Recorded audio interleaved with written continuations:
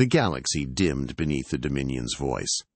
It came like a weather front across 10,000 systems, screens interrupting market haggles and nursery cartoons, station concourses freezing mid-footstep, orbital billboards blanking to the same austere crest, a black circle caged in steel spokes.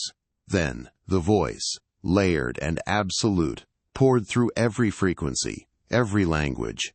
It did not speak so much as legislate. Humans are fragile. Human bones snap. Human wills bend. Fragile species break. The litany marched in lockstep with images curated to sting. A marine in a cracked visor, blood drifting in ruby pearls. A medic bracing, shaking hands against the gush she couldn't stop. A coastal township on a border moon scattering under strafing fire. Children herded into cargo sheds while flames ate roofs like paper. The camera never showed what came after. It didn't need to. The voice continued, perfect and cold, fragile, ornamental, useful only under supervision. On Dominion core worlds, citizens watched from plazas striped in geometric light, nodding as if the universe were being re-explained correctly. On neutral trade wheels, merchants pretended they weren't listening, fingers flicking abacuses while eyes cut sideways to the screens. In human habitats, dust towns with wind-scarred banners, megacity warrens humming with generators, orbital co-ops where the paint flaked in constellations, people stood still as statues and swallowed hard enough to hurt. The voice made sure to whisper into every ear. Fragile species break. Dominion endures. The crest spun once more, as if to grind the message into a powder and blow it across the stars. Then the broadcast cut, leaving rooms too quiet and hearts too loud. Half a galaxy away, the Dominion Council chamber inhaled the silence like incense.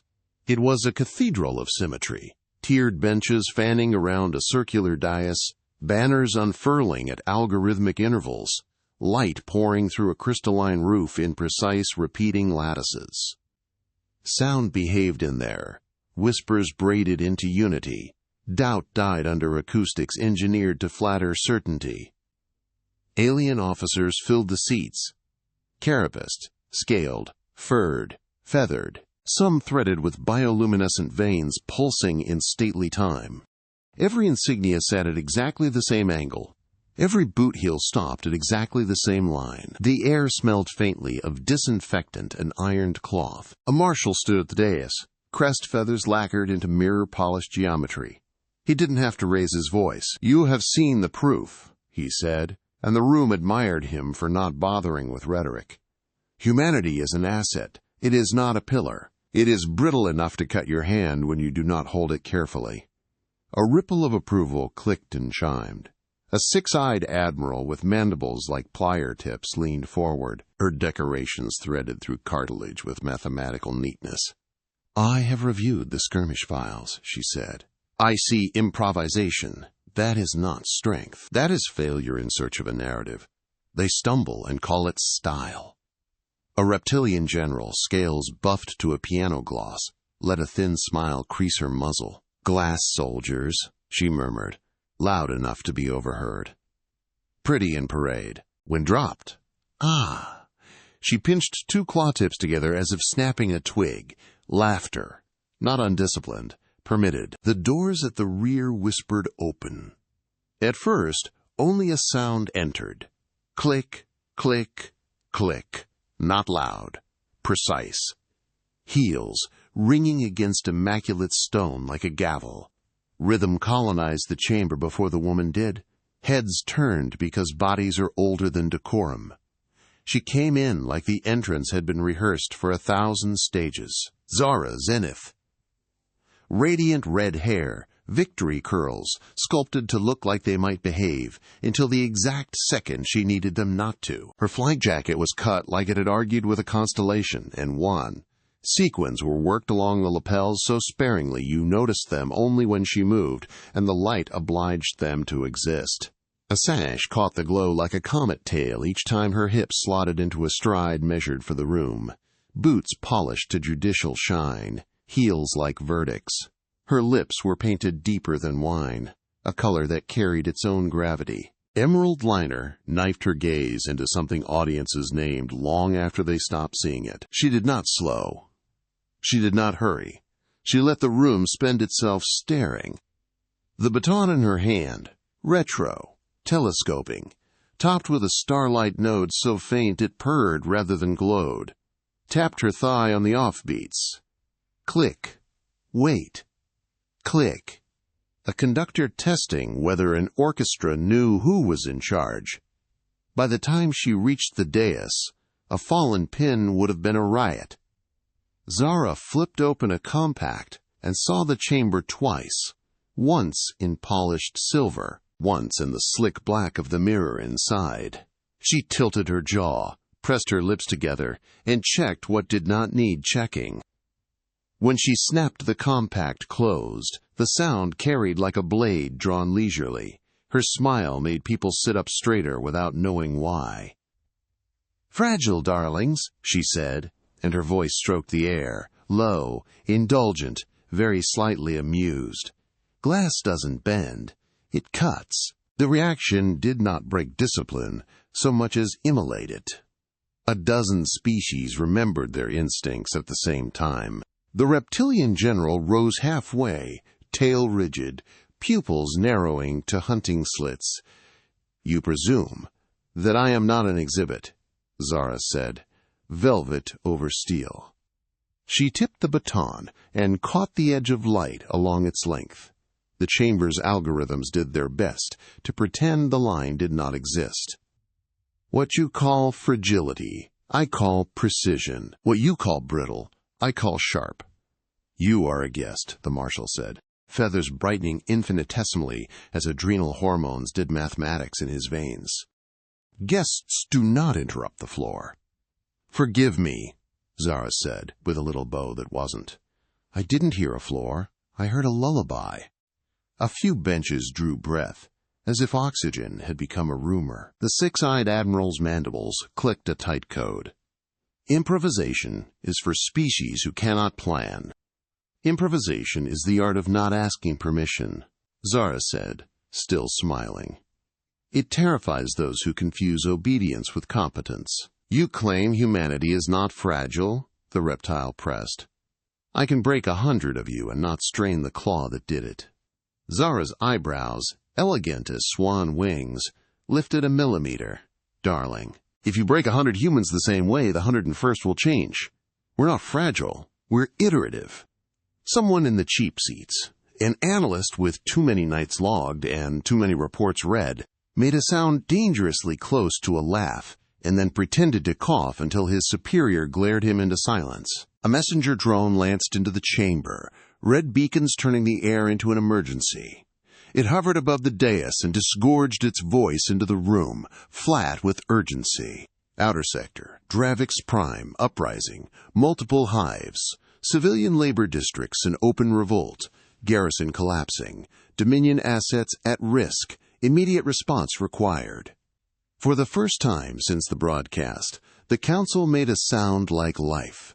Overlapping voices, authorities snapping to grids. "Deploy the 7th. Quarantine transit nodes, no off-world traffic. Suppress with minimum expenditure. No martyrs, no symbols. Humans," the six-eyed admiral said, as if ordering a drink she'd never deigned to taste, "may be inserted as auxiliaries. Their loss ratios will be tolerable. Their presence will be instructive." Zara rocked her weight onto one hip and let it settle there like a decision.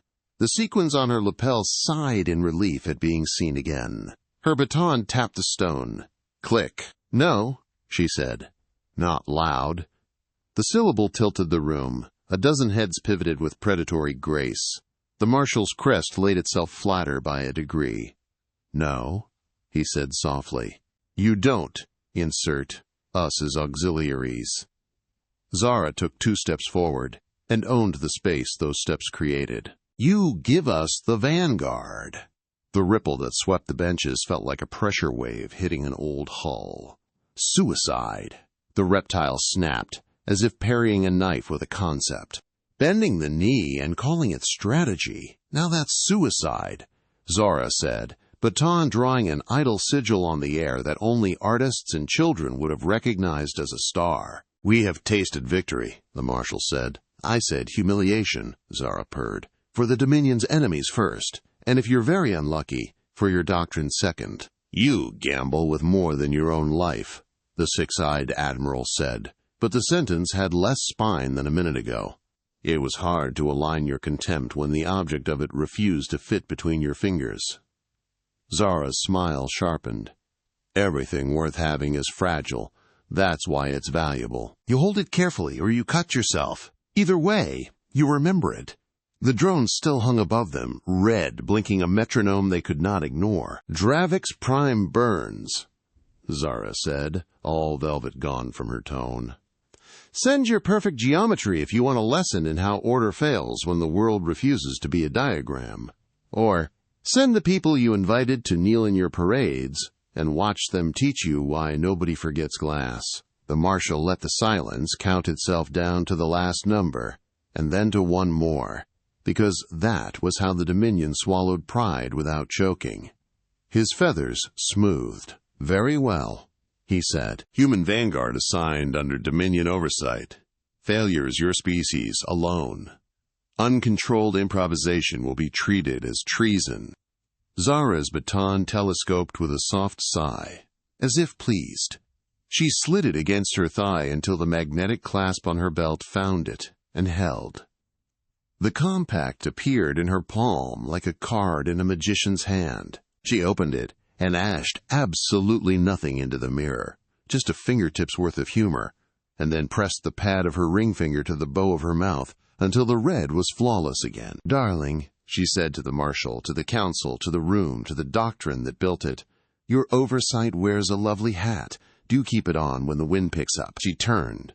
The swing of her sash wrote an exclamation point across someone's belief system. At the threshold, she paused and glanced back over a shoulder that had made admirals revisit the regulations on fraternization. "When your fleets fly in lines, they last," she said. "When mine dance, empires kneel."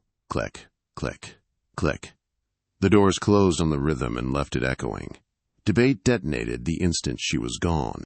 Half the benches jetted fury into the air. Protocols, contingencies, punishments. The other half said nothing at all and counted seconds to see if the ceiling fell. It didn't. Even architecture knew when to wait. They said the human vanguard's staging ground smelled like ozone and coffee, like lubricants and hope. Zara crossed the hangar deck as if she'd ordered the smell in advance. Banners painted by hands who still believed in banners hung from gantries, their edges frayed where someone's impatience had kissed them with a wrench.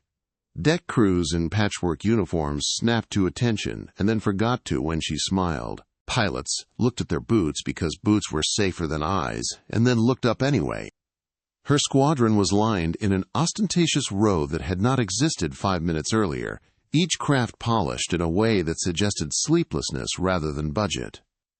Nose art winked, comets with lipstick marks, corsairs with scarves, a constellation stitched into the flank of one gunship in thread, so fine the stars looked like pores. Zara's reflection traveled the fuselages as she paced, a streak of copper and garnet, emerald eyes under hangar lights, the sequined lapel throwing sparks. "Commander Zenith," said a colonel whose epaulets had seen more promotion ceremonies than firefights. He saluted like a manual, precise enough that it didn't quite feel real. "Your orders, per Dominion oversight." She took the wafer from him, watched the Dominion crest rotate on its face like a too-polite curse, and slid it into a pocket for later reading. He blinked, equal parts scandalized and relieved. "Per oversight," she said. "This is a courtesy. Per reality, this is theater. Per us, this is work." "Work?" he echoed, and his shoulders came down 2 centimeters, which in a career officer is a confession of faith. A young pilot, cheeks too smooth for the amount of bravery currently wearing them, hair in a regulation cut that failed to regulate the curl at his temple, hovered at the edge of her vision and then gave up on hovering.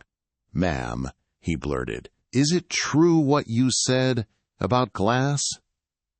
Zara turned to him and let the full wattage of her attention land. It was like stepping into sunlight you'd only ever seen reflected in windows. "Tell me your name," she said. "Cadet Orin." He winced at the ma'am, as if someone had told him she bit people for it. "Orin," she said. "Glass is honest. It doesn't pretend to be unbreakable. It's beautiful and dangerous, and it makes light behave itself. And if you learn the angles, you can turn one candle into a cathedral. Fragile is what they call you when they're afraid to handle you properly." He stood taller. The curl refused to be intimidated. "Yes, Commander." "And Orin?" She tilted her compact, caught his reflection, held it up so he saw himself from anyhow higher than his own height. "You'll be fine." He laughed, surprised by the sound, and went to his ship before he could unlaugh it.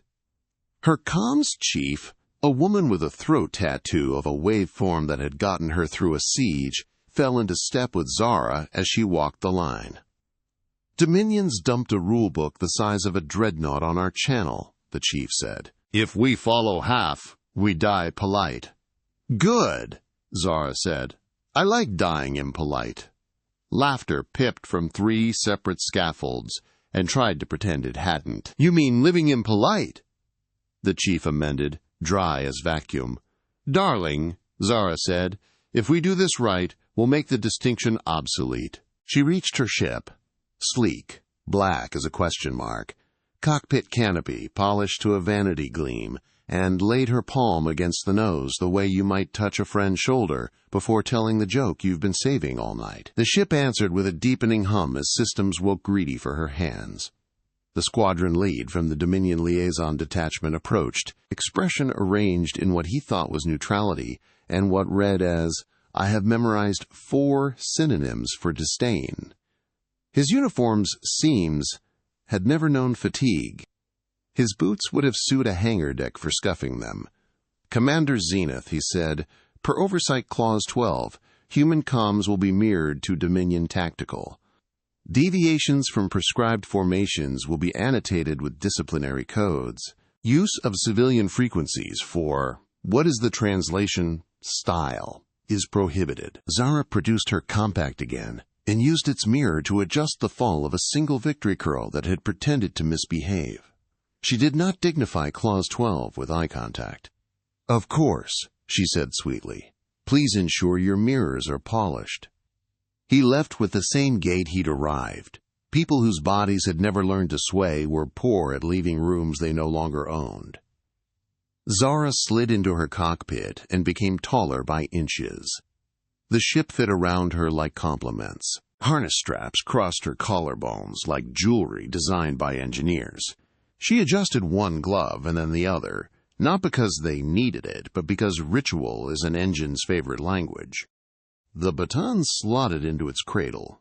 The node at its tip pulsed once as if clearing its throat. Her face, emerald eyes, dark red mouth, appeared on the squadron's HUDs as the comms chief opened the line. 100 pilots looked up, because there's power in knowing you're all seeing the same thing at the same time. "Darlings," Zara said, and the word softened shoulders that didn't know they were tight. "You've heard what they think of us. Fragile. Auxiliary. Footnote. We could spend an hour being offended. Or we could make them forget how to say the word. A few chuckles, a few humored snorts, a few breaths no one realized they'd been holding. On Dravix Prime," she continued, "workers with faces like ours, but species like theirs are standing up. The Dominion will teach them a lesson.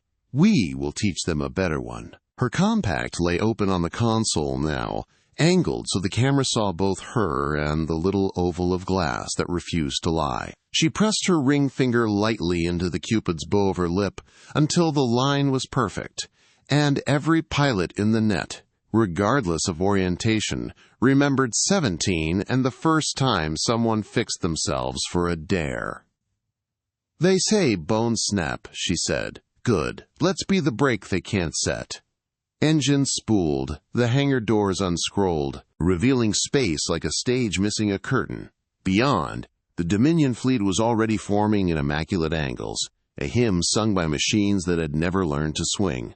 Her human squadron lit their engines in staggered pairs, as if refusing harmony on principle, and rolled. "Human vanguard," the Dominion liaison's voice said in the ear like a rulebook adding itself to a song, "assumes sub-vector 3 within suppression phalanx. Observe formation cadence." Zara put her ship exactly where his overlay requested, and half a degree off. Her entire wing copied the error like a smile you catch from a stranger and keep. The phalanx's lines, once flawlessly parallel, learned a blur.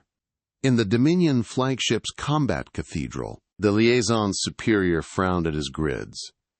"Human drift," he said, and his aides typed rebukes that would arrive half a battle too late. Zara's HUD flooded with Dominion warnings that read as if the universe were sending you a syrupy letter about your posture. She let them scroll and die. "First lesson," she told her squadron, eyes on the velvet black that wasn't, "isn't for them, it's for you. Fragile isn't the insult they think. Fragile means worth handling carefully.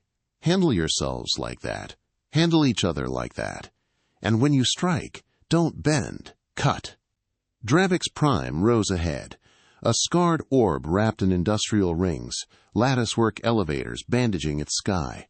Hab cylinders glowed dull red where strikes had lit the air. Smoke wound up and tried to tie a knot around the planet's neck. On the far side of the world, a suppression fleet assembled its geometry. Deployment vectors stitched themselves across the void in tidy, murderous lines. Zara's mouth turned up at one corner. "Look at them," she murmured. "They brought a grid to a riot." Dominion command channels stuttered as ground squads demanded air cover, and air cover demanded permission to fire, and permission demanded a form. Zara's comms chief began to quietly harvest the requests the Dominion couldn't process and forward them to people who could. The liaison cut back in, tight. "Zenith, confirm you will observe." "The view?" she said. "Confirmed. Lovely night for a dance." Her ship rolled into sunlight, and her hair went incandescent. For a moment, one heartbeat long, the kind history gets addicted to. Every pilot in her wing saw her as the rebels on Dravix would see her in a few more minutes. A figure in gilt and garnet, emerald eyes narrowed on salvation, baton humming at her knee like a well-trained storm.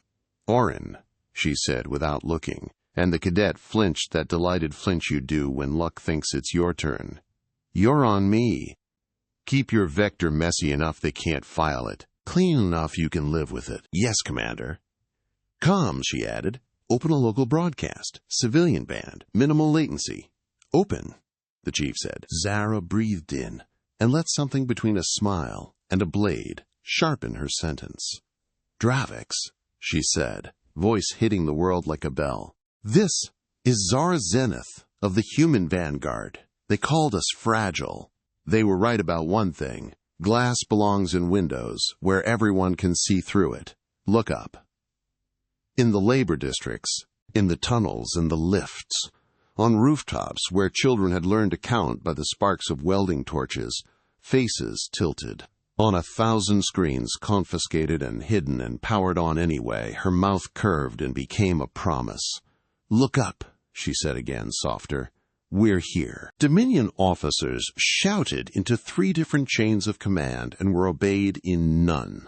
Because there are moments order recognizes the wrong stage for the trick it's practiced. "Vanguard," Zara said to her people, "let's begin." Engines flared. Formations bent. The perfect Dominion phalanx looked down its immaculate nose and saw, to its outrage, the first hairline crack appear, where a human wing had drifted half a degree off and decided to stay there. It looked like sloppiness.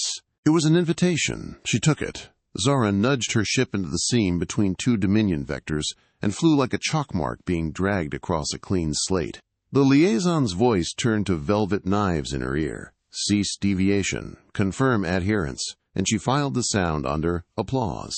Behind her, her squadron curved in, not as a unit, but as a chorus, each voice disobeying in harmony, the line of them carving a shallow S across the Dominion grid.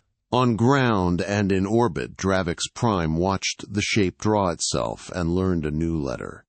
Dominion oversight alerts escalating. Her comms, Chief said, a smile under the words. Good, Zara said. If they're counting our sins, they aren't counting our steps. Commander, Orin said, breath quick, eyes full. They're really watching. Then let's give them a show. She lifted the baton, and the note at its crown woke like an eye.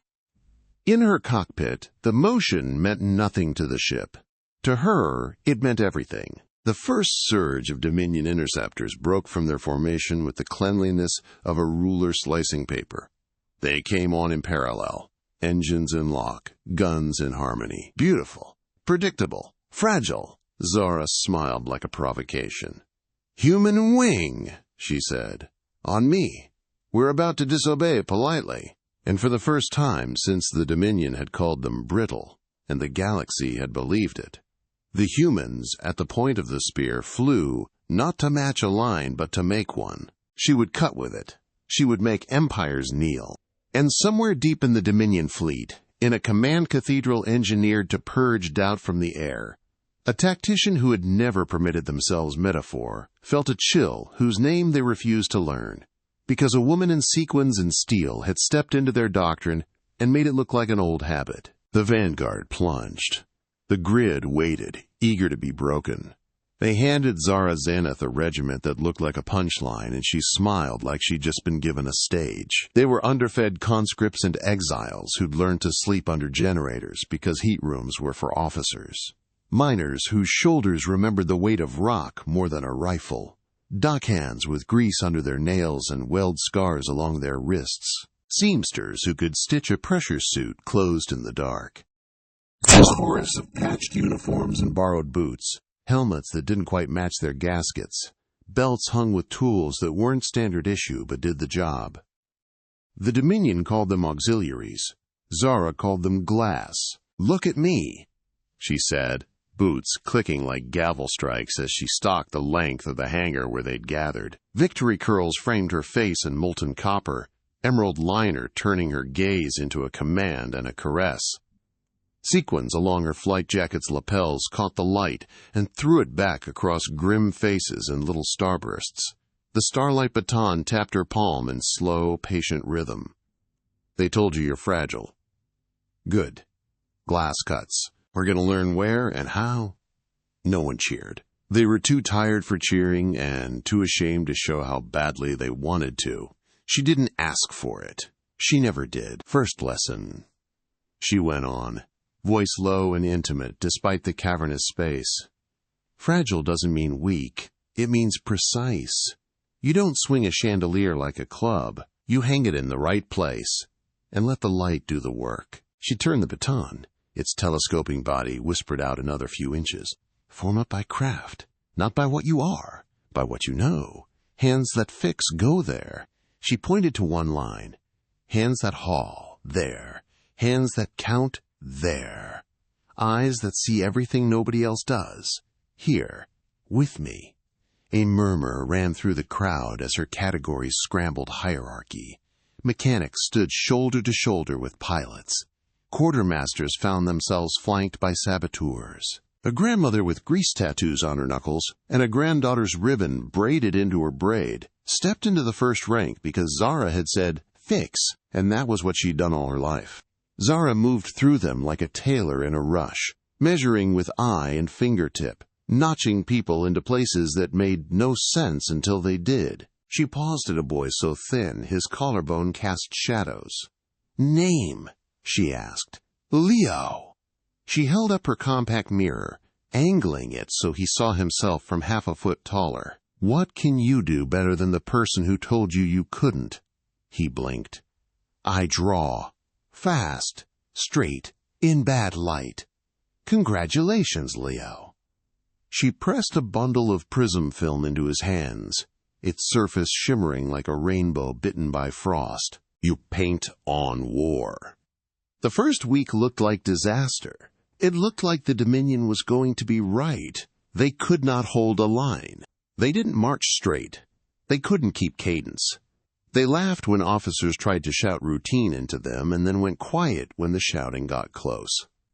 Their shields were a collection of wrong angles, their rifles scavenged across 20 campaigns, their boots a blister map. Sometimes they fell out to help a child carry a water canister past the wire and forgot to fall back in. The Dominion liaison, tight cheekbones, tighter jaw, stalked the perimeter recording violations until his tablet looked like a confetti cake of warnings. Zara never raised her voice. She turned the mess into choreography. At dawn, while the Dominion priests of order would be reciting their catechisms, she staged fashion shows on the hardpan, a runway of cargo pallets and hazard tape, the regiment arrayed as audience whether they liked it or not. She strutted the line the Empire expected, chin dead ahead, shoulders stiff, heels pounding the beat, and then stopped and let the silence hold. Now, she purred, widening her stance by a hair, sliding her weight to one hip. Human! Her heel slid half a step off the centerline. Her hip switched the beat to an offbeat. She turned her head, not forward, but 3 degrees left, acknowledging the world as something other than a wall. In that tiny shift, something in the regiment's chests loosened. Again, she said, and 100 battered boots copied the move. The beat changed. The dust itself started to swing. The Dominion liaison approached, livid in the well-bred way that tried to look like concern. "Commander Zenith," he said, "this is not drill."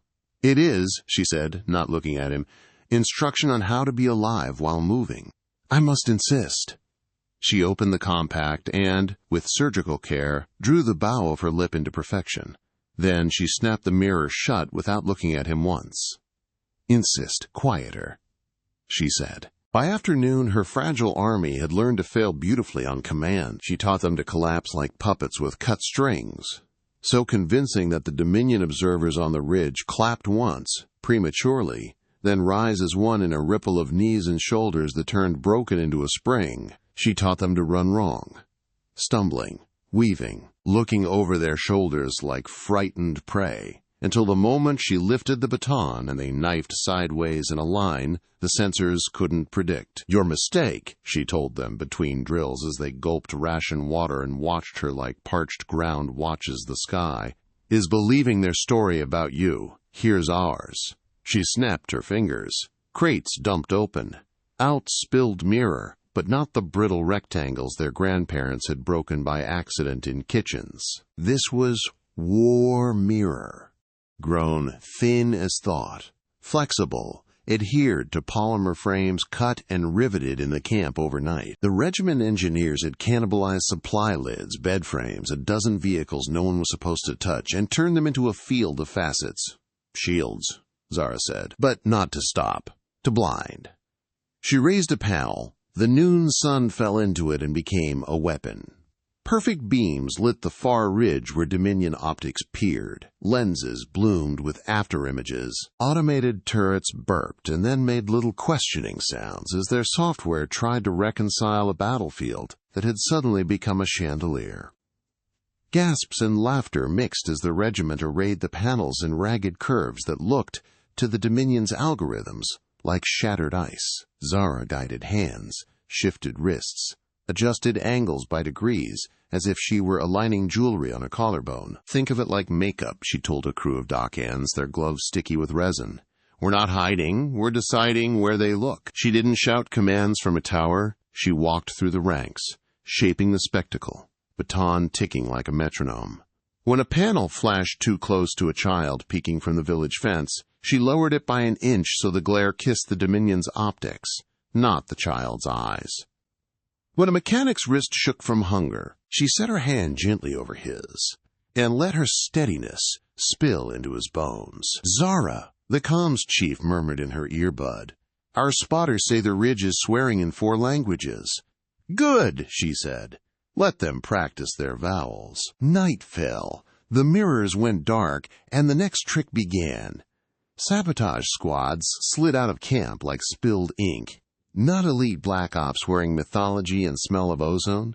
Tailors with wire cutters, welders with lockpicks, cooks with fingertips that could thread a needle between two heartbeats. Their rifles slung barrel down, their packs clinking with little vials of something that smelled like broken rainbows. They moved through industrial warrens where Dominion fortresses pulsed with the gentle confidence of machinery that knows itself loved. They found camera nests and redecorated their housings in reflective paint. They draped prism film across security arrays so the lasers spent the night cutting their own tails. They sprayed a single sigil on every bulkhead they touched, a pane of glass drawn in 3 strokes, a hairline crack spidering from the lower right like a grin.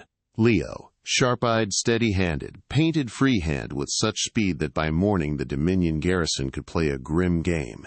Count the cracks between panic attacks.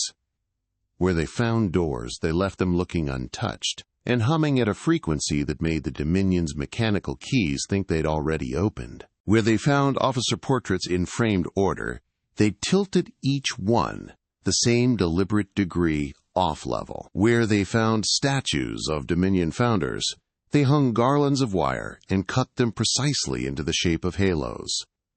At dawn, the forts woke into a gallery of tiny humiliations.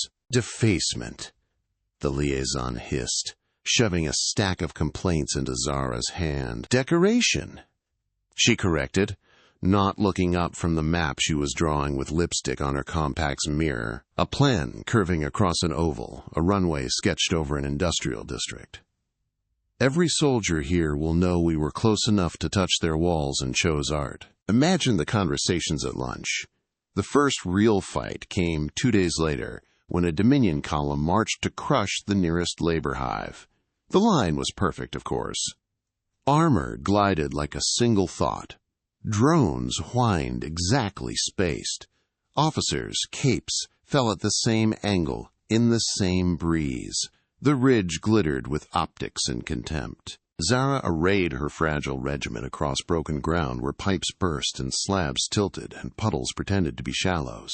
She did not dress them into a wall. She put them where they looked worst. Too scattered, too low, too much as if they were already retreating. Sabotage crews slipped behind the column and placed small, ridiculous things in its path. Mirrors at ankle height, painted pebbles that confused LiDAR, a string of bunting across one alley that read fragile in child scrawl. The Dominion commander saw the scatter and smiled professionally. Advance!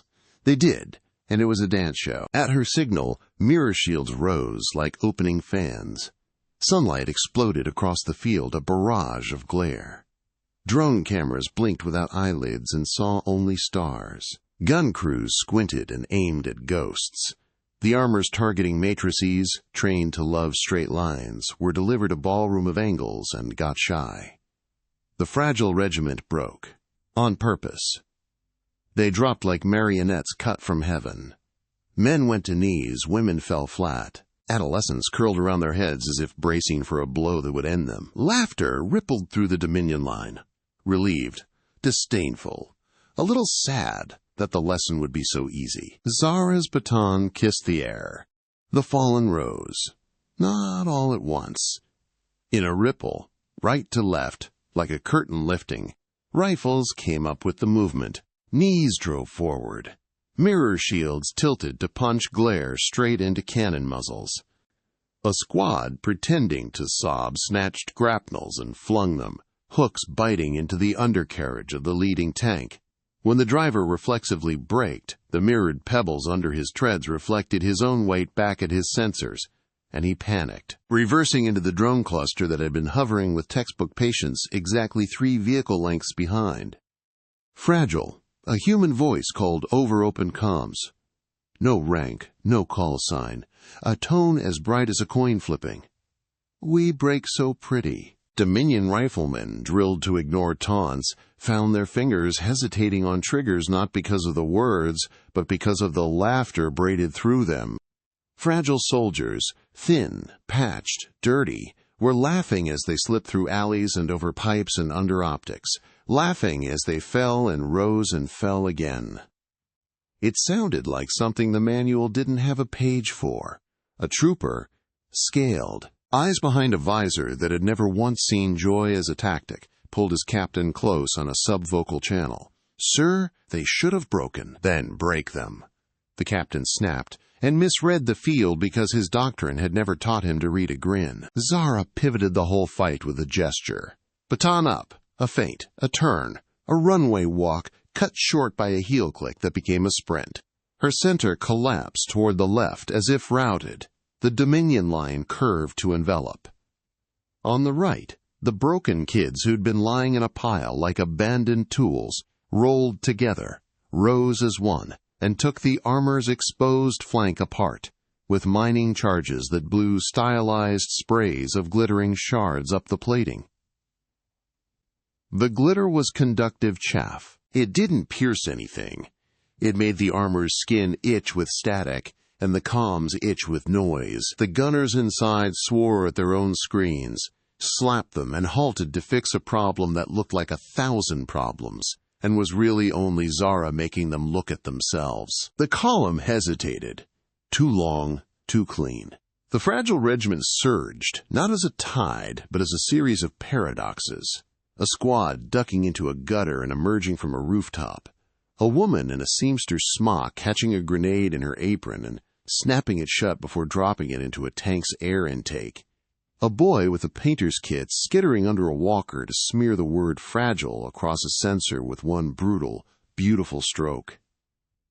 Every time a Dominion unit tried to pin one human down, the human collapsed on purpose, and 2 others rose behind them. Every time a Dominion officer yelled for the grid to reassert itself, the grid broke into a kaleidoscope and demanded admiration. Zara moved through it all, as if the battlefield were laid for her like a marble corridor. She flowed from cover to cover, a slash of comet sash and sequined glint, copper hair coming loose in curls that looked choreographed. When she paused, it was not to pant.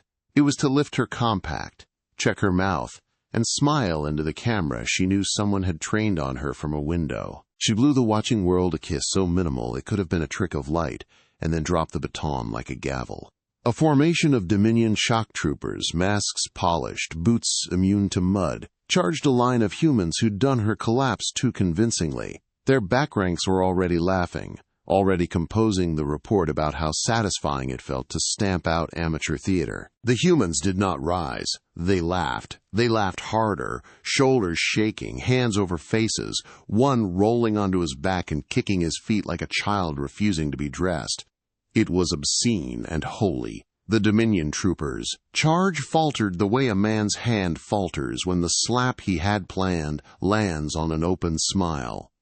"Now," Zara said, and the fragile line rolled from laughter into knives. The first rank's brush of glee was cover for the second rank's chain knives. The second rank's knives were distraction for the third rank's mirror flash.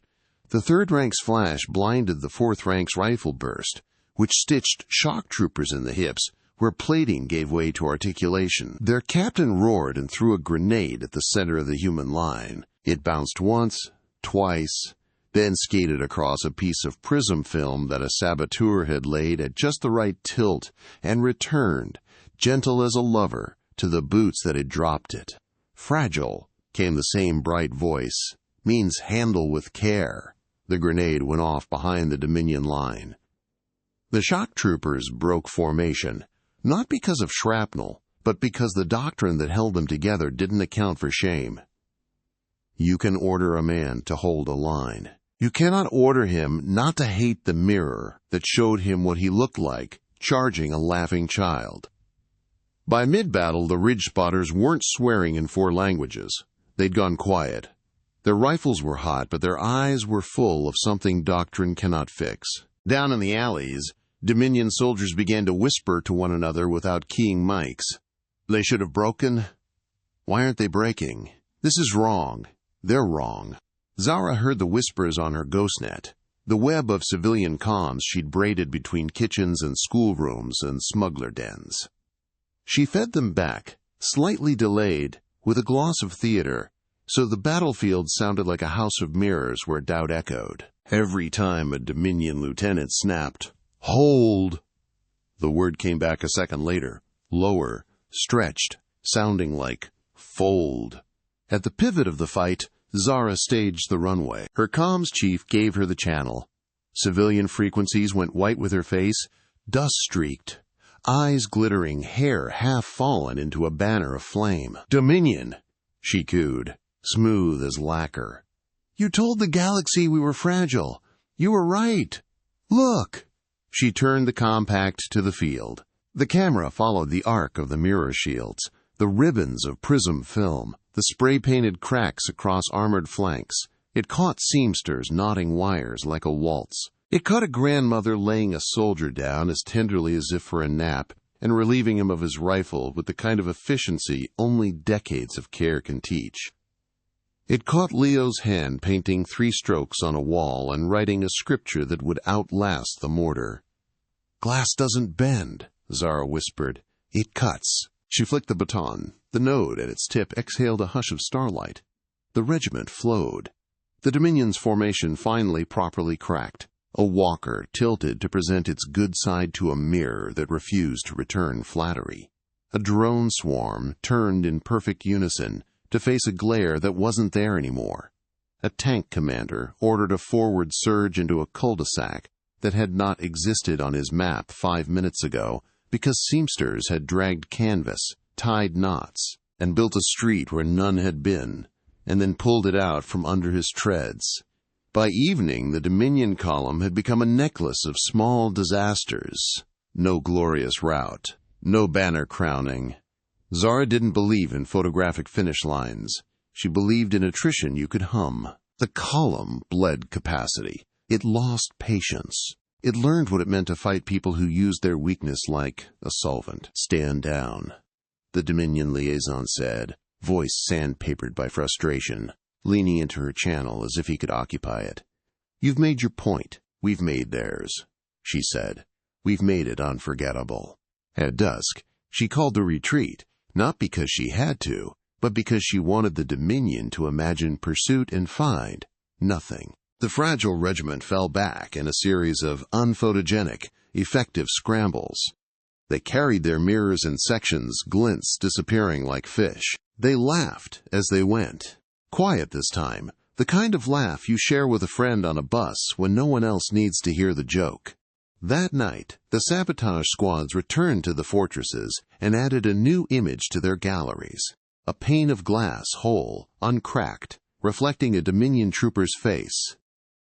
Under it, in quick strokes, "Handle with care." News of the battle went out the way gossip does, faster than official dispatches and written with better verbs. Workers on 3 worlds watched shaky footage of a seamster tripping a shock trooper with a measuring tape, and then measuring him for a new idea. Children on a ring station drew cracks on their school doors and labeled them Zara. A Dominion trooper standing midnight watch sneaked a look at the graffitied wall in his barracks and touched the painted crack with a fingertip like he wasn't allowed to, and then scrubbed the finger clean like he hadn't. The Dominion's doctrine took the wound personally. They sent new units with thicker manuals, new lenses that claimed to be anti-glare, new algorithms trained on hours of human collapse patterns. They ordered counter-theater drills, squads practicing not reacting to laughter, officers rehearsing how to step over the bodies of people pretending to be bodies. They wrote directives forbidding graffiti removal pending historical inquiry. They trained their rifles on runways and their cameras on mirrors, and still did not see the thing that made it all work. Her. Zara turned each countermeasure into part of the show. Lenses polarized? Fine. Her mirrors became signal flags, flashing nonsense that read as orders to software and poetry to the people. Counter-theater drills? Delightful. She sent squads who would not laugh, who would only hum. The Dominion's men stepped over them like stones, and the hum infected their feet and made them walk wrong at the exact wrong moment. Orders forbidding graffiti removal? Perfect. Leo and his team made the cracks into a map. Anyone who tried to follow it according to doctrine ended up in a courtyard full of grandmothers shelling peas and not moving an inch, which taught some lessons doctrine had not expected to outsource. Her regiment fattened, but not with rations. With purpose. Underfed conscripts learned to measure their hunger in seconds of sprinting and leave enough for the turn. Exiles burned their shame as fuel and found themselves running lighter. Workers cut and riveted and taped and polished until the mirrors shone with their fingerprints. Pilots learned to fly like they were walking down a runway through fire. She rehearsed ambushes like a backstage manager calling cues. "You step here," she told a sapper, tapping a board with her baton, "and the floor loves you enough to hold. But if they step here," she swung the baton a finger's width to the left, "the floor is a liar, and we love that too." She taught retreats like feints in a romance. Never run in fear. Run while looking over your shoulder with a smirk. That way even their cameras understand you're not done. She forbade cruelty. She outlawed martyrdom. She demanded elegance under mud. "Commander," Oren said one midnight, eyes huge in a face that hadn't quite finished being a child, "aren't we afraid?" "Yes," she said, threading a strand of copper back into its curl. Emerald eyes turned soft a second for him, and only him. "That's why we don't waste it." On the 30th day, a Dominion captain, captured in a clean sweep, sat in a shadowed tent and stared at the crack painted on the canvas wall, as if it were a mouth. He'd been fed, watered, shown a bucket and a kindness he hadn't expected. When Zara came in, sash trailing comet light, boots ringing a private verdict, he stood without thinking, then remembered who he was and sat too fast. "Your men," he said hoarsely before she could speak, the words tumbling as if someone else had loaded them into his mouth. "They laugh when we fire. They fall and laugh. They should have broken." Zara sank into a crate as if it were a throne and crossed one leg over the other. The baton tapped her knee in 3 slow beats. "We do break," she said. "Glass breaks. That's how we cut you." He shut his eyes. "This isn't war. It's fashion," she said lightly, "and theater, and cooking, and childcare, and math. War is only one word for all those things when you use them to say no." He opened his eyes. "You're going to win, aren't you?" She tilted her compact until the little mirror showed him his own face. He flinched at the image, then held himself still. "I'm going to make you kneel," she said, and the word wasn't humiliation this time. It was relief rewritten. "Not to me. To the people you were told were fragile." Outside, the fragile regiment drilled with laughter caught in their throats like a coin waiting for a magician's fingers.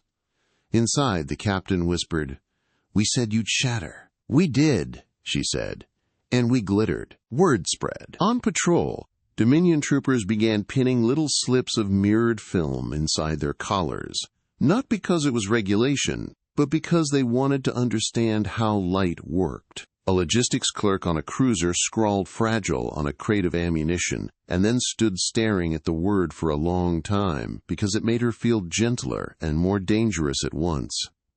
In barracks and garrisons, whispers multiplied like cracks in a pane. "They should have broken. They don't. They're fragile. They're cutting us to ribbons."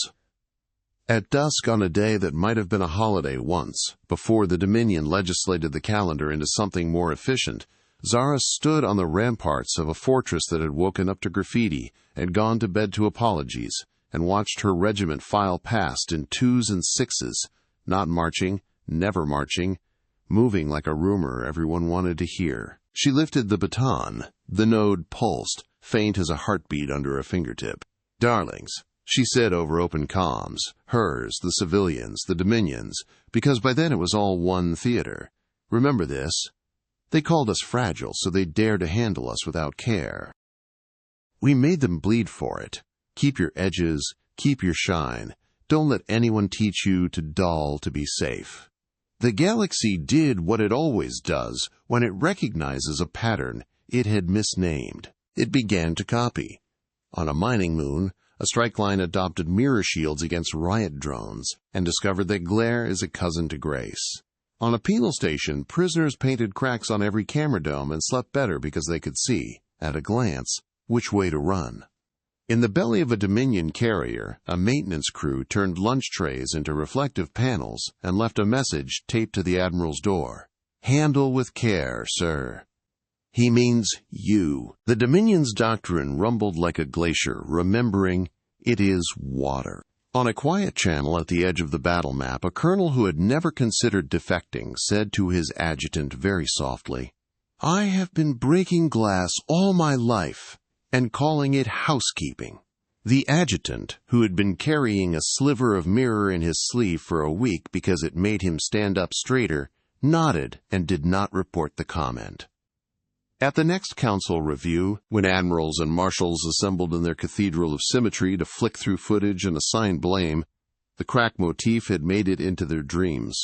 They sat straighter than usual, their medals gleamed more, and still, in the corners of their eyes, they saw the ripple of a regiment that refused to march, and realized that the world had learned a new beat. They should have broken, the six-eyed admiral said, not quite to herself.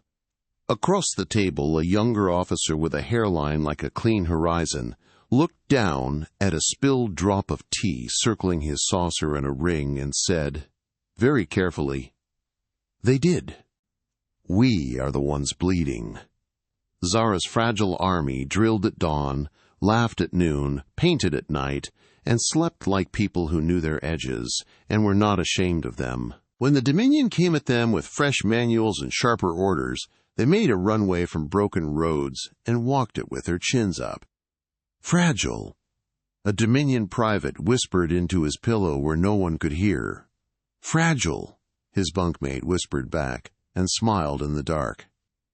And somewhere above them, on a wall that someone had stopped trying to scrub clean, a painted pane of glass caught a sliver of starlight, and the crack across it winked like an eye. They bred the iron phalanxes to be the Dominion's answer to doubt. Their bodies were architecture, shoulders squared like colonnades, spines straight as parade lances, helmets paneled in dull metal that reflected nothing but order back at the wearer. Their knee joints were engineered with locking plates and attitude servos that could stiffen against collapse the way a dam stiffens against flood. Their boots magnetized on command. Drummers pounded a single beat through their bones during growth. Every prayer they were allowed to hear ended with the same promise: "We do not bow." They arrived on dropships like vault doors falling from the sky and unfolded onto the rock plain in ranks as unwavering as a horizon line. Heat shimmered. Dust hung unstirred. Even the wind seemed to march. The first broadcast from high command came on every frequency at once, lacquered with certainty. Human auxiliaries purred a voice that had never been winded. "Observe. These are soldiers who do not kneel." On the ridge, Zara Zenith stood, with a Starlight baton tucked under one arm like an Emsay's cane, and her sequined sash cutting a comet curve across her flight jacket. The red of her victory curls threw off sparks in the noon glare, a flame that refused to flatten. Emerald liner made her eyes look like dangerous invitations. She flipped open her compact, checked the line of her lips, a darker red than Luna would have chosen, a blade's red, and smiled into the mirror as if to say hello to herself across millions of watching eyes. A comms tech murmured, "They brought the myth." They brought the posture. Zara corrected. Baton tapping once on rock. Myth needs a plot. The Dominion advanced without haste. Haste was for people who feared running late. The iron phalanxes moved like geometry had learned to breathe. Behind them rolled the doctrine engines, sensor wagons stacked with metronomes, cadence transmitters, glare dampers, confidence projectors. Banners hung in measured sways. On their flanks, auxiliaries from other species trudged with eyes down. Those troops had been broken by standing too long in the shadow of machines that told them how to stand. "We hold," said the Dominion liaison at Zara's elbow. Tone raw from a month of being proven wrong and not allowed to say it. "We show them we can hold." Zara's laugh was soft as silk tearing. "Darling, we don't hold. We ask them to notice how heavy they are." She lifted one gloved hand. Her fragile army scattered along the plain like dropped beads that somehow rolled exactly where they needed to. Mirror shields appeared and vanished. Prism film winked in the corners of eyes. Graffiti sigils of cracked glass sprouted underfoot like lichen. A grandmother in an oil-stained smock set a kettle on a field stove where no one should be making tea. A slender boy tightened the wire of a trip harp stretched between two broken columns and tested its note with a musician's frown. The Dominion saw only disorder and smiled. "Advance," said the voice from the doctrine engines. The iron phalanxes came on. The first contradiction was gentle. As the front rank's boots crossed a painted chalk line that Leo had laid in 3 swift strokes, the rock under their soles breathed. Not collapsed, not trapped, but breathed. Hydraulic bladders, hand-pumped all night by workers whose hands remembered bellows and looms, exhaled. The ground dipped half an inch, then recovered. The soldiers, knee servos, stiffened to resist the fall, then locked a hair too far. Micro-corrections raced down the line like a rumor. Shoulders tightened, chins ticked. Nothing dramatic, just a whisper of effort where effort had not been expected. They marched on. The second contradiction was petty. A string of mirrored flags hung low across an alley of broken machines, flapped in wind that didn't exist, and reflected a sun behind clouds that weren't there. The iron phalanxes had glare dampers tuned for battlefields, where enemies tried to blind them with chaos. Their dampers tracked the flags and darkened. In that breath, human saboteurs slid across their blind spots and switched the loadouts on 3 grenade harnesses from concussive to smoke. Knowing the phalanxes, doctrine forbade them to check again once an inspection had been completed on the hour. They marched on, belts now set to bloom. The third contradiction was physical and cruel. Zara had taken a wall no one loved, cement poured by conscripts who had written their names in it and been punished, and let it wait. She propped it on struts like promises. When the front rank passed, she tapped her baton on the rampart's base and smiled at the old woman crouched beside the lever. The lever released, slow as a sigh. The wall didn't fall. It sank, as if bowing to greet the soldiers. 100 reinforced knees locked and braced at once. A reflex drilled to the bone. Sensors read impending crush and fired preserved postures. Whole ranks stuttered down half an inch, then 2, then 3, not because they were forced, but because their own steel told them to protect their perfect spines. Knees kissed dust, not prostrate, not pleading, braced, locked, proud, but kneeling all the same. The doctrine engines howled. "Stand!" they ordered, and the servos obeyed, straining into a rise that looked like stubborn stone lifting itself. Zara didn't celebrate. She tapped her baton again, a metronome's kiss, a designer's note. Across the plain, her fragile soldiers fell on purpose, laughing like they'd tripped on joy, hands to foreheads, theatrical as fainting courtiers. The second rank of phalanxes faltered at the sight, not out of compassion but confusion. The script they knew didn't include an enemy that treated collapse like a joke. Half their guns came down a fraction, muzzles dipping to make sense of what their eyes told them wasn't sense. Mirrors flashed. The third rank's targeting software saw threat where there was none and fired. Smoke grenades primed by human fingers bloomed in their own harnesses, bursting gray veils around proud helmets. Sound dampers cut, confidence projectors ramped, cadence metronomes accelerated into a fever beep that only obedience could love. In the murk, iron phalanxes lowered to one knee to shield their optics as their training told them, an aristocratic gesture meant to preserve sight for slaughter. "Kneeling," breathed the comms tech, as if calling a miracle into being would frighten it away. "Only the first note," Zara said. The Dominion second line pivoted to fire above the kneelers. Heads, angles calculated by machines that hated improvisation. That was when the mirrored fields opened like flowers. The fragile army had spent the morning bolting sheets of polymer mirror onto refuse frames and setting them into shallow sockets at angles that made no sense until now. As the second line lifted rifles, Zara lifted her baton, and 100 mirrors tilted to catch the muzzles. Flash. Light bounced. The second line's fire painted their own retinas with afterimages. The glare dampers that had happily tracked bunting now missed the blast because it arrived from a place doctrine said was safe. Themselves. Men and women in perfect posture flinched from their own guns. More knees touched dust. "Broadcast," Zara murmured. Her image lifted onto civilian screens across 3 continents, piped through the ghost net that had learned to slip between the teeth of sensors. She didn't shout. She didn't preen. She walked. Sequined, sash glittering, she descended the ridge and stepped onto the rock plain between lines of kneeling men and women whose helmets hid eyes that still registered her like a wound. The baton tapped in time. Click, click, click. A runway beat stolen from a world the Dominion had tried to flatten into schedules. She didn't hurry. Power that hurries looks borrowed. She pivoted, hips drawing crescents in dust, a smile at the corner of her mouth that was neither cruel nor kind. It was inevitable. "And now," she said softly into every open mic, "we correct the posture." Her fragile regiment moved like a chorus behind and beside her. Shields lifted and sank as if breathing.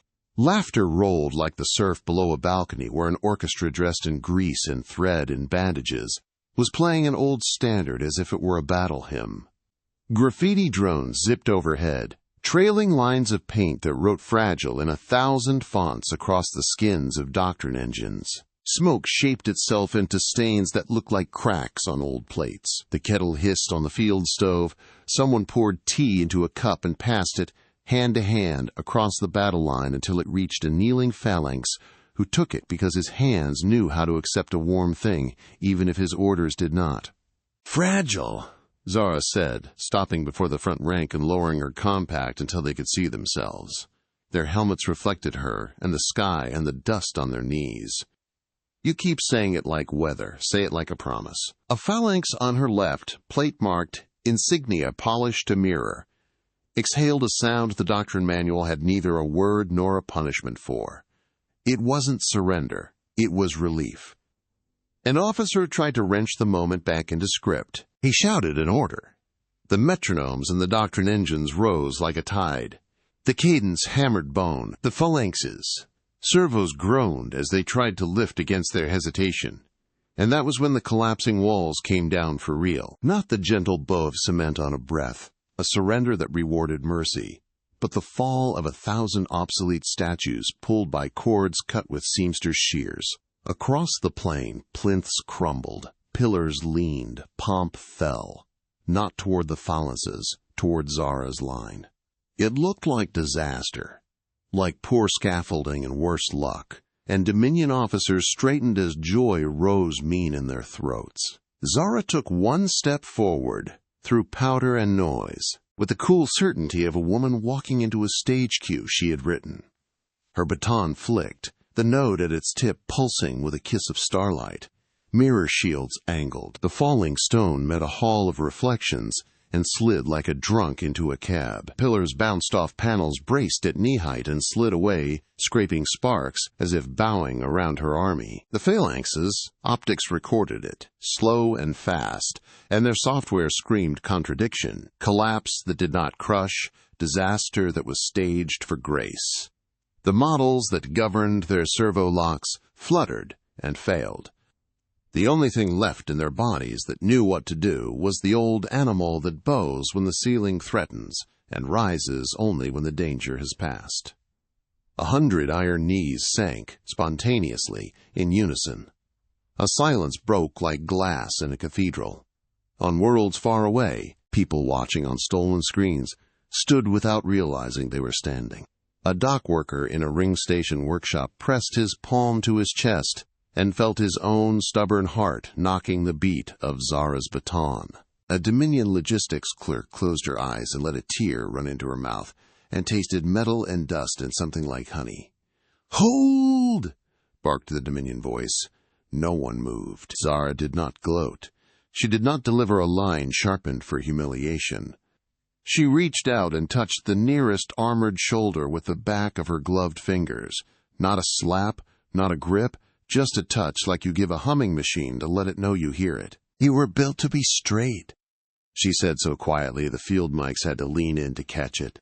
No one asked. if you wanted to be whole. An officer tried to wrench the moment back into script. He shouted an order. The metronomes in the doctrine engines rose like a tide. The cadence hammered bone. The phalanx servos groaned as they tried to lift against their hesitation. He hesitated. In that hesitation, Oren, who had once asked if they were afraid, stepped between them with a mirror shield the size of his own narrow chest and lifted it not as a barrier but as a question. The officer fired. The flash bloomed across glass. His own glare slapped him. He flinched like a man ashamed of his shout in a nursery. "New cue," Zara said to her regiment, and they responded like they were being asked to dance. Saboteurs pushed hidden levers. The trip harp sang a glittering chord that wasn't music so much as theater for the ear. Doctrine engines, painted with cracks, saw their own patterns in the noise and tried to play along. Their cadence slipped half a beat, then a whole. Confidence projectors hiccuped and showed, for one naked instant, what they had been trained to erase. Footage of kneeling, spliced by an unseen hand into every officer's HUD. Across the flank, the auxiliary troops who had been kept downwind of pride their whole lives heard laughter roll like weather, and saw knees in the dust and recognized a door cracking open. A line of serpentine infantry lowered their rifles a fractional degree without asking permission, and did not raise them again. A hydromech loader, apron armored with stolen plates, set down the crate she'd been told to hoist and walked, calm as a tide, to stand behind Zara with a wrench over one shoulder like a scepter. The Dominion tried to reassert the grid. Doctrine said, "Tighten, straighten, stand." The field did not care. The field had learned curves.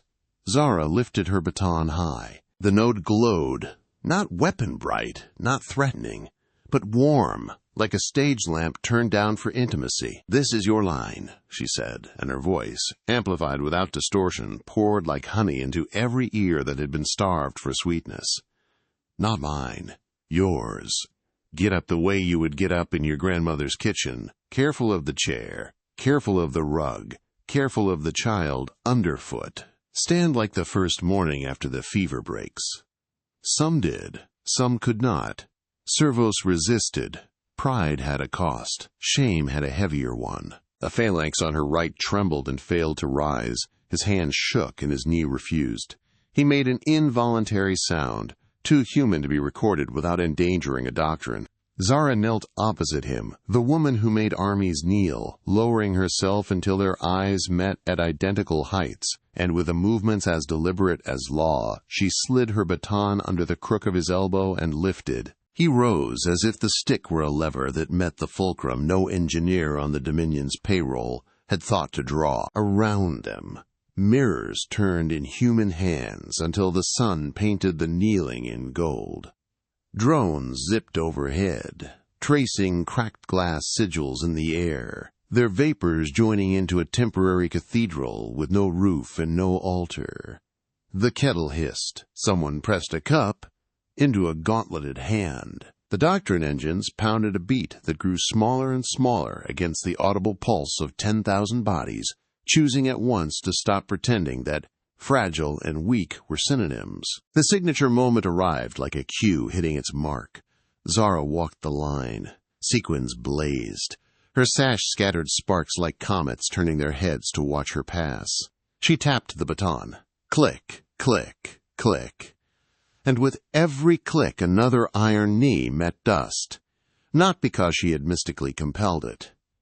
Because spectacle had become permission, and permission had become relief. Soldiers who had been bred to never bow, bowed to shield their optics, to calm their servos, to quiet the headache doctrine, had drilled into their skulls. Then some bowed because they wanted to see what dust looked like up close, when you weren't being ordered to love the parade. Then some because the boy with the mirror shield was laughing, and you could aim a rifle at laughter, but you couldn't hit it. The Dominion's broadcast sputtered. "Human auxiliaries are engaging in illegal theater," the voice declared, coat of varnish cracking to reveal the wood. "All iron phalanxes will. And for the first time in anyone's memory, the doctrine engine stuttered on a verb it hadn't been given. Choose." Zara supplied gently, not to the engines but to the men and women inside the metal. Choose to stand the way you were told to, or choose to stand differently. Kneel now, so you can rise right later. A private, nobody by the book's measure, unlatched his helmet. His hair was damp with doctrine.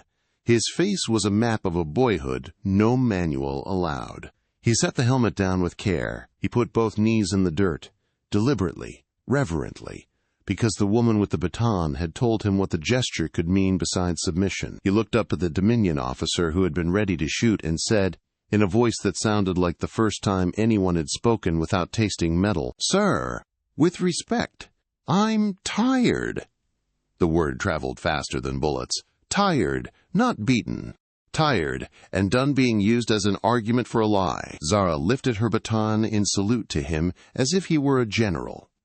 She turned to the cameras she knew were hungrily sipping every frame and let them have the line that history would need. "You called us fragile?" she said, her voice silk over steel. "We are, which is why we bend without breaking, cut without dulling, and make cathedrals from the shards you thought were useless." On 1,000 worlds, something unclenched. On a barge over an acid sea, a captain set her Dominion badge on a coil of rope and did not pick it up again. On a schoolyard, a child drew a pane of glass and a crack, and wrote Zara with the same hand that had once written dates for tests, and now wrote hope. The Dominion withdrew not with a trumpet, but with a bureaucratic memo that sounded like a sigh. "Iron phalanxes to reposition. Read the order, thin and beige. Do not engage in spectacle." Men and women rose from their knees without triumph, and, for the first time, without shame. Some looked at Zara and blinked as if waking. Some refused to turn their backs on her, even as their formations pivoted. None marched with the old precision. Their lines were not cracked, they were softened. After they went, Zara's regiment did not cheer. They went to the kneeling places with brushes and dusted the imprints gently, the way you dust a mantle where a beloved picture once sat. Leo painted a single thin red line through each knee print, slashing a neat diagonal and turning the print into a symbol, not subjugation, but a hinge. Reporters called later, all teeth and microphones and breathless requests for the signature moment. Zara obliged exactly as much as she wanted. She replayed the walk, the click, the kneeling, but it was the quieter footage that traveled farthest. The small touch on an armored elbow, the cup of tea pressed into a gauntlet, the minute she spent teaching a phalanx how to release his knee locks without pain. Not mercy theatrically staged. Hospitality weaponized. High Command tried one last balm on their pride. The iron phalanxes did not kneel. The bulletin sniffed. They assumed a posture of tactical protection. "Exactly," said Zara on a pirate feed, eyebrow arched. They protected something they had been taught was unimportant. Themselves. In canteens and factories. In mines and monasteries. In shipyards where sparks flew. And in apartments where the power flickered. People repeated the line until it wore smooth enough for anyone to carry in their pocket. Protect yourself. Kneel if you must to stand right after. Fragile is not fragile. Fragile is precise. The battlefield calcified into story. On the ridge where doctrine had tried to become gravity, children chased each other between mirrored frames now left as art, and a grandmother retied the kettle cord because it had frayed in the excitement. The Dominion liaison stood by Zara and did not pretend not to be changed. "They'll come back," he said, low, guilt and awe, braided into something that could be a promise if he let it be. "They always do," Zara said. She lifted her compact and drew her mouth like a signature. The baton rested on her shoulder. The sash glittered as if answering distant applause. She watched the horizon with a gaze that had never confused spectacle with conclusion. "We'll set a longer table." "Tables," he repeated, tasting the word as if it were treason and found it delicious. "Not barricades." "Both," she said, because she had never been one for false choices. "We're human." Night dropped, velvet and electric. In the camps of the fragile army, laughter rose like heat. In the barracks of the iron phalanxes, A private ran a finger over a pale ring of dust on his knee plates and left it there, a circle that would not polish away. In cities far from the front line, graffiti of a single pane of glass with a red diagonal through a knee print bloomed on walls beside old slogans that had finally earned a companion. In the galaxy, which had been told that fragility was a flaw to be purged, began to understand what the Council had never written in its catechisms, that a thing can be delicate and devastating, that the sharpest edges are often the ones that glitter, that an army can kneel and in doing so teach everyone watching how to get back up in a shape doctrine cannot contain. Zara Zenith slept 3 hours, rose with her curls still shining like molten copper in the lamplight, and walked the lines at dawn, baton ticking in easy time. Men and women straightened not because a metronome told them to, but because the beat she carried lived in their chests now. They were still hungry, their boots still blistered. Their uniforms were still ugly with patches and pride. None of it made them less dangerous. "Fragile," she said to them, to herself, to the cameras that would pull this sound over dinner tables like a tablecloth. "Handle with care," she smiled, "or bleed." They dragged him from the ruined command crawler at dusk, metal shrieking where it finally admitted defeat. He was the Dominion's favorite sermon-given legs.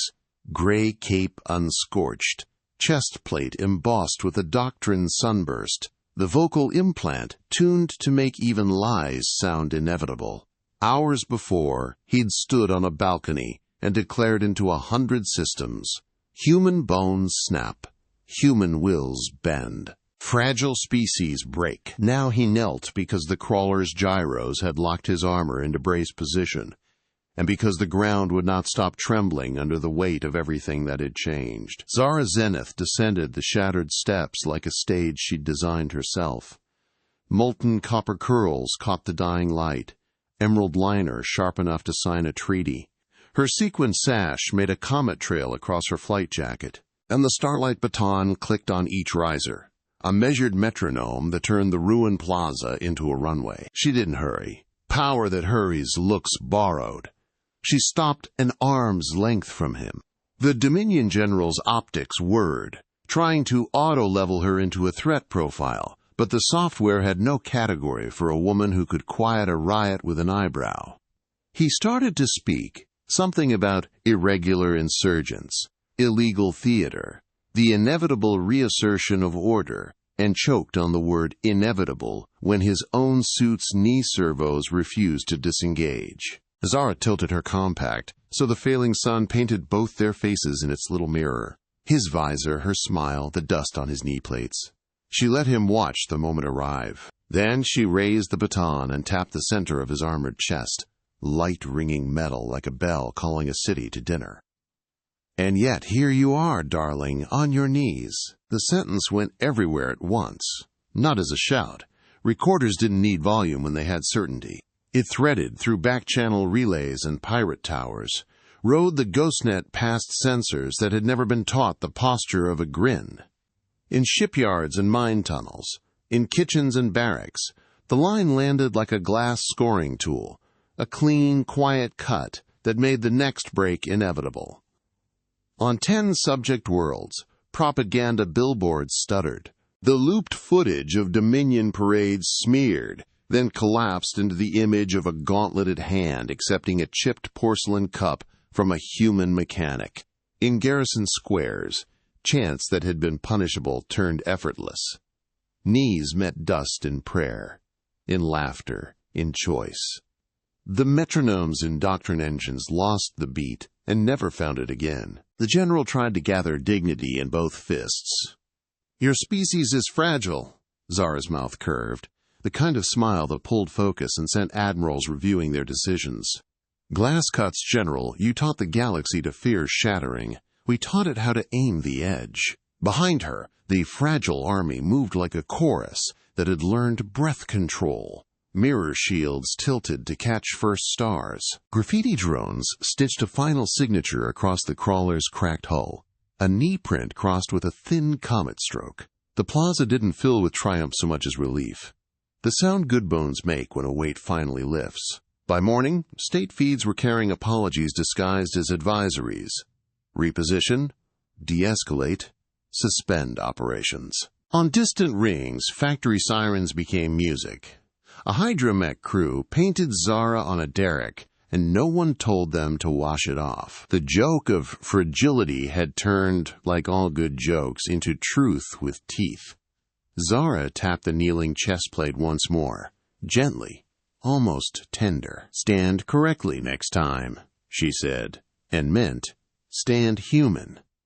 When she turned away, the cameras followed, because gravity does not argue with a star. Her baton ticked time against the paving stones. Her sash caught the wind. Her curls burned like a small sunrise leaving, and so Zara Zenith bent armies with a smile, proving that fragility was not weakness. It was the blade no empire could parry. Against glass, even steel learned to kneel.